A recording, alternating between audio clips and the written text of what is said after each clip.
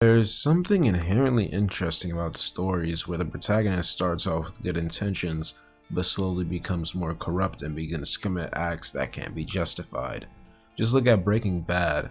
Though it's popular for a myriad of reasons, the hook that reeled people in from when the show first aired was the premise of a chemistry teacher that looked like Ned Flanders turning into a meth-cooking crime lord. I am the one who knocks. The same goes for Death Note, the story of how a high school student becomes a mass murderer. Death Note delivers on this idea very well, and I think Light's development on the series is kind of underrated. The reason why I say this is because I see a lot of people who believe Light was always evil, even before he got the Death Note. Okay, look, I don't like sounding too objective in my videos and all, but this is just wrong. Alright, proof of this is shown when Light loses all memory of using the Death Note. Now, of course, in universe, this was all part of Light's plan, but from a storytelling perspective, this was to show what Light was like before he got the Death Note, to show that he was just someone who wanted to help bring justice. After Light loses his memories, he is completely down to hunt Kira. Not once does he feel any impulse to do something evil or to kill someone. He won't even hold a gun. What I'm trying to say is Death Note is definitely not about some edgy homicidal teen who found a notebook and went crazy, okay? It's a story about how power corrupts and shapes people into monsters. Dumbing it down to Light just always being a crazy maniac kinda makes the series a lot less interesting. And I've seen some argue that Light's character development was rushed, even some comparing it to Anakin Skywalker's turn in Revenge of the Sith. Which, goes without saying, is absolutely fucking ridiculous, and I'm gonna explain why. When Light first finds the notebook, he looks at it, thinks about taking it, but ultimately puts it back and walks away. Curiosity getting the better of him though, he went back and picked it up.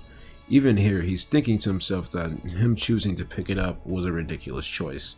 After he killed his first victim, Light isn't triumphant, he's mostly shocked and frightened.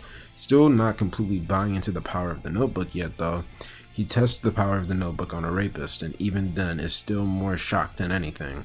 And the fact that he killed a man who was literally sexually assaulting a woman right outside of a store makes his kills at the time justifiable.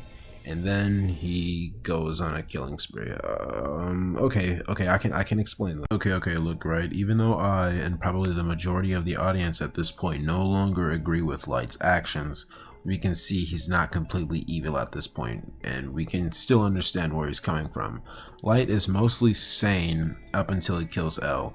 L was basically the only person keeping Light from scribbling names in the notebook 24/7, but once Light got rid of that authority, he basically felt like he could do whatever, and he did. He did whatever he wanted for 7 years, and of course, this affected his behavior greatly. He thinks about killing Misa multiple times, he disrespects his dead father, and he basically tells everyone that he's Kira right before attempting to kill them. This is the shit Light would never do during the first half of the show, and I fucking love it. Light goes from bored high schooler to understandable villain to good guy memory wiped Light to insane murderer. Light is anything but a static character, and his development from potential hero to mass murderer is, in my opinion, one of the best shonen stories of all time. You can disagree with me on that if you want, I honestly don't mind.